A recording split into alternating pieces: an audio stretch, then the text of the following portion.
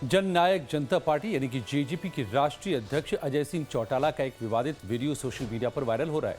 इसमें वो देश में बांग्लादेश और नेपाल जैसी क्रांति की बात करते दिख रहे हैं।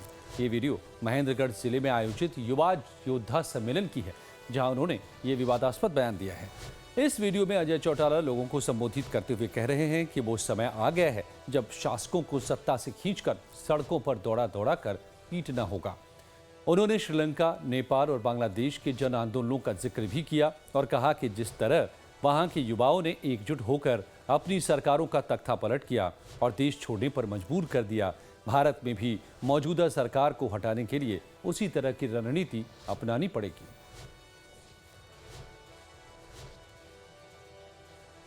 जिस तरीके से हमारे पड़ोसी मुल्कों में, श्रीलंका में जिस तरीके से नौजवानों ने वहां की सरकार का तख्ता पलट करके रातों रात उन्हें भगाने पे मजबूर किया, जिस तरीके से बांग्लादेश के लोगों ने, नौजवानों ने वहां की सरकार का तख्ता पलट करके उन शासकों को देश छोड़ने के लिए मजबूर किया, जिस तरीके से नेपाल में वहां के नौजवानों ने लामबंद होकर के न केवल उनको सड़कों पर पीटने का काम किया बल्कि रातों रात देश छोड़ने के लिए मजबूर किया, इसी तरीके से इन शासकों को गद्दी से खींच करके उतार करके सड़कों पर दौड़ा करके पीटने का काम करना पड़ेगा, तभी जा करके हमारा इस कुशासन से पीछा छूटेगा। तो अजय चौटाला के इस बयान के बाद सियासी बवाल शुरू हो गए हैं। अपने भाषण में चौटाला ने युवाओं को संगठित होने को कहा है और बताया कि वर्तमान शासकों से पीछा छुड़ाने के लिए इस तरह के उग्र आंदोलन की जरूरत है। उन्होंने कांग्रेस को भी आड़े हाथों लेते हुए उसे सत्ता पक्ष की बी टीम करार दिया। इस बयान के वायरल होने के बाद हरियाणा की राजनीति में उबाल है। बीजेपी नेताओं और राज्य सरकार के मंत्रियों ने इस बयान पर पलटवार किया है, इसे अलोकतांत्रिक बताया है। हरियाणा के कैबिनेट मंत्री कृष्ण कुमार बेदी ने पलटवार करते हुए कहा कि इस तरह के बेतुके बयान की प्रजातांत्रिक देश में जगह नहीं है। ये कोई राजाओं का समय नहीं है कि मार काट मचा दें। चुनाव लड़ने पर इनके 90 में से 82 जगह जमानत जब्त हो जाती है, फिर देश को बदलने की बात करते हैं। प्रदेश की जनता ने नकार दिया है, अब समाज भी इन्हें नकार देगा। फोटो ताऊ देवीलाल के लगाएंगे, विचारधारा उनके दिमाग में राहुल गांधी वाली बढ़ रही है। कहीं ना कहीं उनके भी तार राहुल गांधी से जुड़े हुए हैं, विदेशी ताकतों से जुड़े हुए हैं। इस प्रकार के बेहुदा बयान देकर उन्होंने केवल अपनी गरिमा को खत्म किया और मेरे ख्याल में देश में कोई लाइक नहीं करता। ये डेमोक्रेटिक देश है, ये कोई राजा रजवाड़े की रियासत थोड़ी है कि उसको गद्दी से उतार दो, वहाँ मार काट मचा दो। अरे चुनाव होते हैं 5 साल के बाद, आओ ना पार्टिसिपेट करो। जब चुनाव लड़ते हैं तो 88 जगह में था, 90 में था, 82 जगह जमान जब्त हो जाए, फिर कहाँ देश बदल देंगे। इन लोगों ने हर चीज को एक इंतहा की ओर लेकर जा रहे हैं। लेकिन वार पलटवार यही नहीं थमा। अजय चौटाला के भाई और आईएनएलडी अध्यक्ष अभय चौटाला ने भी निशाना साधा और अपने बड़े भाई अजय चौटाला के सड़कों पर उतरकर सत्ता परिवर्तन के बयान पर कहा कि लूट और झूठ की दुकान बंद हो चुकी है, उनकी बात न करें। झूठ और लूट की दुकान बंद होगी, उनका जिक्र मत करो, कोई और बात करो। नए साल में नई बात करो। मैं कह रहा हूँ नई बात करो, बस इस बात को छोड़ो आप।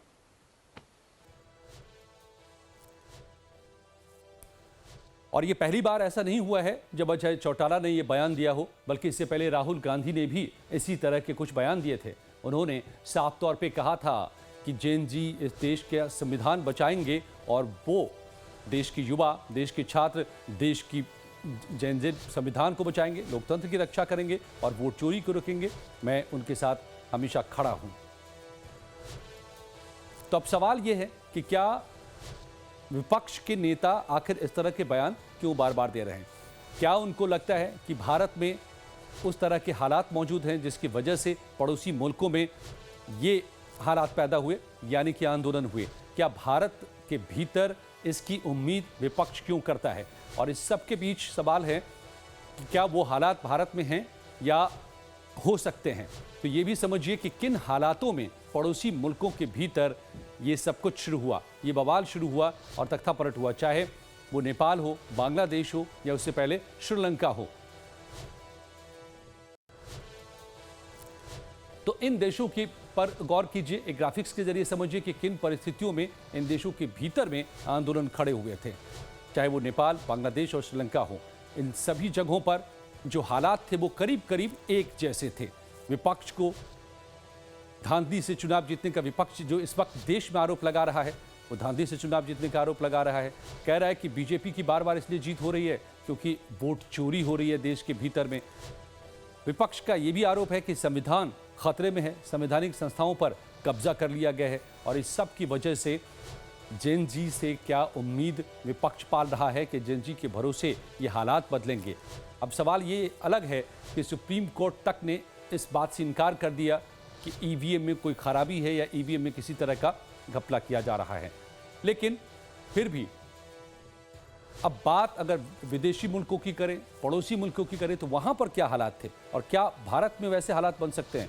भ्रष्टाचार और कुशासन, इन सभी देशों में जेनजी प्रदर्शनकारियों ने सरकार में भ्रष्टाचार, भाई भतीजावाद और कुशासन के खिलाफ आवाज उठाई।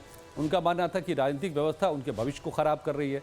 आर्थिक संकट वहां पर थे, श्रीलंका में गंभीर आर्थिक संकट पैदा हुए, आसमान छूती महंगाई थी, जरूरी चीज़ों की कमी ने विरोध प्रदर्शन को पैदा किया। नेपाल और बांग्लादेश में भी युवाओं में नौकरी के अवसरों की कमी और आर्थिक असमानता ने उसी को बढ़ावा दिया।